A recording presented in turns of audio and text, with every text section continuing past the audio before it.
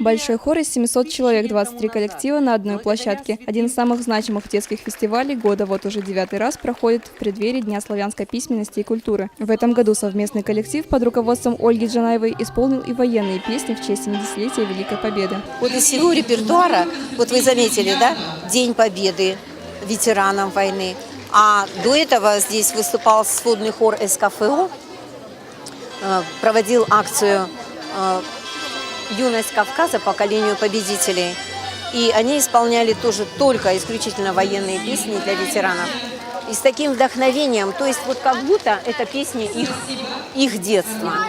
Просто это удивительно, как эта сила вот этого настоящего искусства воздействует на все поколения. Хоровые коллективы выступали сегодня в 65 субъектах России. По-настоящему эффектным фестиваль был в прошлом году. В прямом эфире представления с разных регионов показывали на Красной площади. Тогда в Северной Осетии выступило более 1000 детей. В этом году участников меньше, но территория фестиваля расширилась.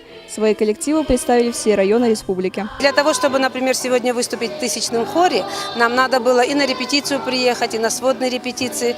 Но, тем не менее, мы приезжаем, детям это нравится, стимулирует, и наш труд виден, в конце концов. Исполнение военной песни стало очень важным заданием для хористов. Осознанные с патриотизмом дети пели о Великой Отечественной войне. Первоклассница Такузаева Карина приехала на фестиваль из Чекалы. Она первый год в хоре, но уже может похвастаться большими успехами. Я участвовала в международном конкурсе «Море-соль» и получила первое место и золотой кубок.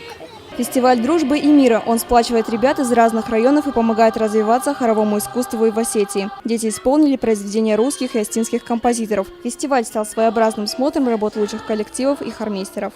Наталья Алексеева, Самас Кочиев, Осетия ТВ.